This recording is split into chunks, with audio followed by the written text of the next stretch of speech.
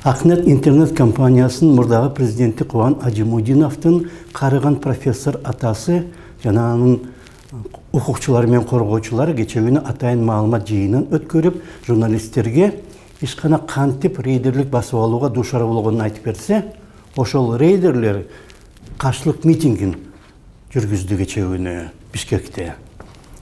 Ал митингге келген кызматкерлер Акнеттин жаңы жетекчилигин буйругу менен келгендей, анткени мурда дагы ушундай каршылык митингдери уюштурулган. Бирок аларды интервьюга же бир ачык талкууга чакырсаң, алар эч качан келбейт, анткени коркот жана качат. Дал ушундай абалда кээ бир маалымат каражаттары ачык талкуу жүргүзүп, же бир журналисттик иликтөө уюштурганын ордуна дал ошол рейдерлердин маалыматын гана таратат. Мындай абалда сөз эркиндиги менен демократия дал ошол сөз эркиндиги менен демократияга каршы иштеп калып жатат.